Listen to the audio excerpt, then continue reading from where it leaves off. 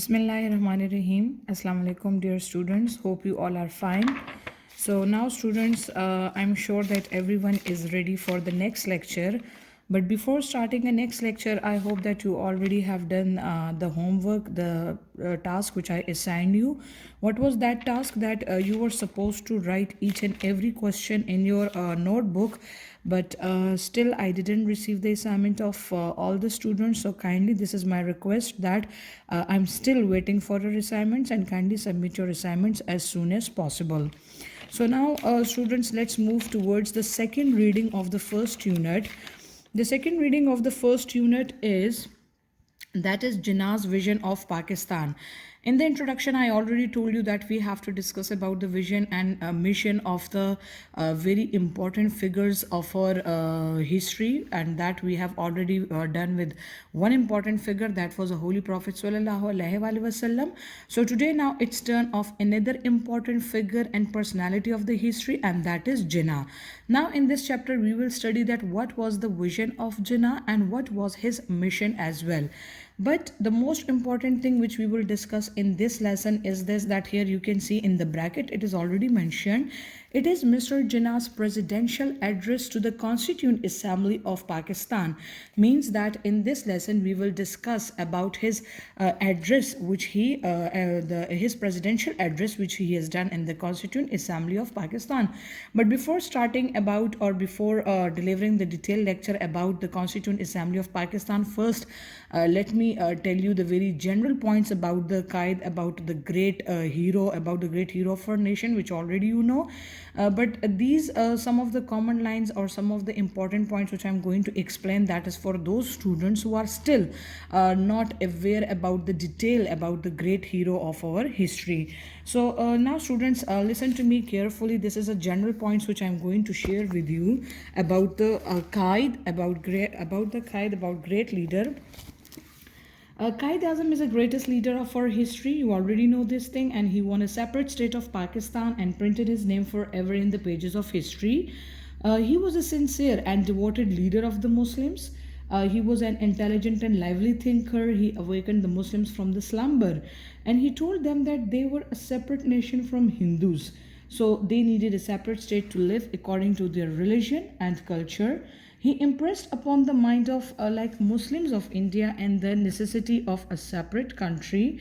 And students, you already know that the real name of our great leader, that was Muhammad Ali Jinnah. You already are aware of this thing, that he was a businessman of Karachi as well. He was born on 25th December 1876 in Karachi. And if we talk about his personality, so there are so many things which we need to discuss about his personality, but the few important highlighted words which I just want to share with you in order to highlight his personality is this, that which kind of man he was. He was very intelligent, he was very responsible, and he received his early education in Karachi and Bombay. And in his student life, he observed the rules of discipline, and all this pointed to his future greatness. Just in order to wind up the introduction of this lesson, I must say that in 1942, the famous Pakistan resolution was adopted, and it was due to the sincere efforts of Quaid-e-Azam that the British decided to leave India, and finally he got Pakistan on 14 August 1947, and he's also known as a father of a nation as well. He became its first governor general, and alas, he did not live long to steer the boot of weak and feeble nation. He died on 11 September 1948, so it was a sad death for all of us. So now, students, these all were the general points which I just wanted to share with you people. But if we talk about the vision of the Qaid-e-Azam, which is our main topic today, so now, students, just like the previous lecture, what is my methodology? That I will just highlight the important points of each and every paragraph, and in order to study in detail each and everything, so that will be your task, that in the end of this lecture, you will just read all the lesson by your own self. But students, here what I want, that the each and every paragraph, and I will just give you the highlighted points. So beside this lesson, you need to go through the recalling questions as well. So in this way, we will cover each and every question of the recalling, as well as we will discuss each and every paragraph of the lesson in detail also. So now students, here on page 26, you can see the recalling, the first question, like when and where did Muhammad Ali Jinnah delivered his speech? So this is the question which is related to the first paragraph of your book. So just the highlighted point of this paragraph is this: they are asking about the location, they are asking about the date, and the most important thing about this paragraph is this, that Muhammad Ali Jinnah's 11 August speech is one of the most famous speeches made by Muhammad Ali Jinnah, the founder of Pakistan, known as a Quaid-e-Azam, great leader. So the answer of this question, or the highlighted point of this paragraph is this, that like Muhammad Jinnah is the founding father of Pakistan. After the partition of India, he was made the first Governor General of Domain of Pakistan. He delivered this speech in the Constituent Assembly on August 11, 1947. And this is one of the most famous speeches made by Muhammad Ali Jinnah.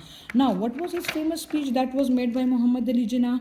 That is mentioned in the next paragraph. But for the next paragraph, you need to go through the recalling question again. The second and the third recalling question, like what two functions of the Constituent Assembly did Jinnah refer to in the beginning of his speech? And the third question, what did he say about the first function of the assembly, and what did he say about the second function of the assembly?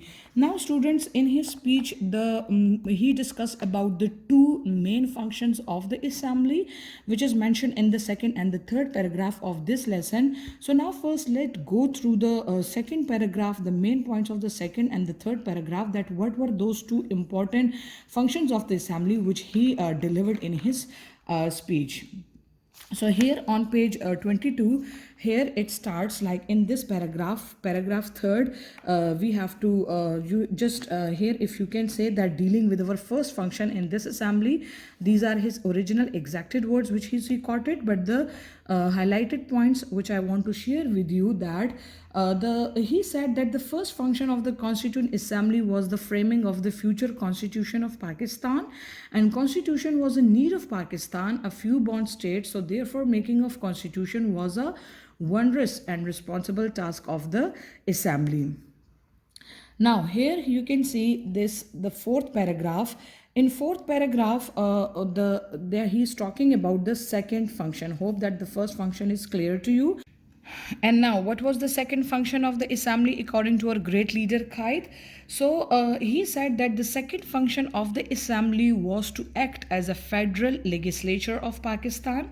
And you know what is legislature? Legislature is actually a lawmaking body which makes laws for the country. Like lawmaking was also the important task of the Constituent Assembly for a smooth running of the state, and maintenance of law and order is a fundamental duty of the government.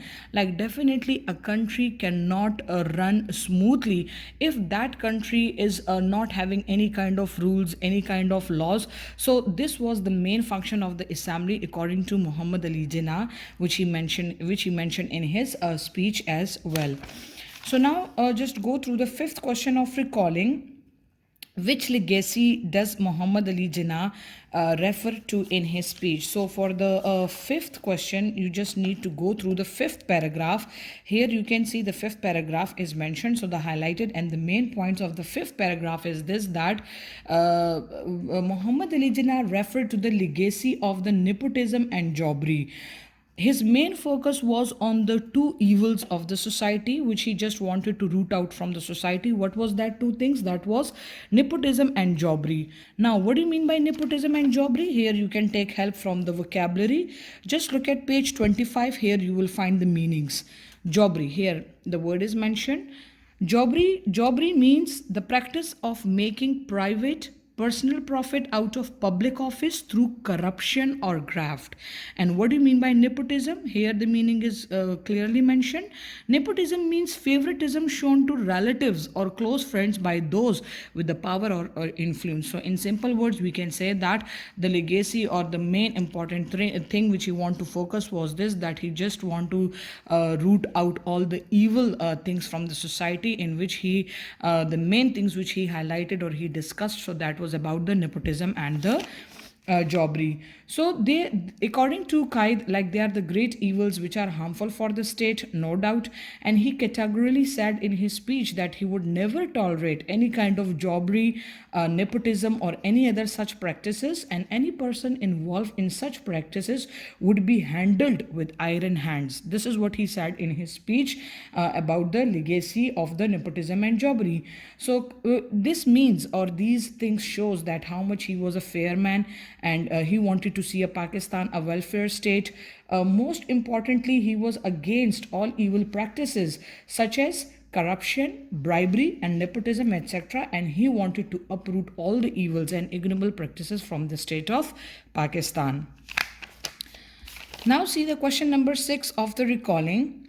What are the Qaid's views about the division of India? Like in his speech, what he said about the division of the India. So you can go through the 6th paragraph. So just I wanted to highlight the very important points of the 6th paragraph.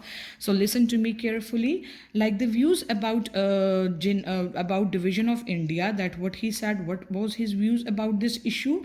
The Qaid's views about the division of India like were quite clear. According to him, the division has to take place, and according to him, like this is only solution of India's constitutional problem. And there are many sections of the people. This is what he said in his speech, that there are many sections of people both in Hindustan and Pakistan who may not agree with it, but now it has been accepted. So it is a duty of everyone to loyally abide by it and honorably act according to the agreement, which is now final and abiding on all. This is what he said in his speech, and this is what, these are the important highlighted lines in the paragraph. But you have to go through this paragraph very in detail, as it is one of the important question, and anyone can ask you about the division of the India, that what was the views of our Qaid about this issue. So now students, I think that 6 questions are enough for today, and the remaining questions we will discuss in the next lecture, inshallah. So in this way, the whole lesson that will be more clear to you. Your assignment of today's lecture is just go through the writing skills. And what is your assignment? You have to write an essay on the great leader Muhammad Ali Jinnah. I think this is quite a very easy assignment, and you have done this essay so many times. So you should learn, you should study, and you should know so many things about the great leader Muhammad Ali Jinnah. You can take help from the book, you can take help from the net, you can take help from the any other source, or it would be more better if you do the assignments in your own words.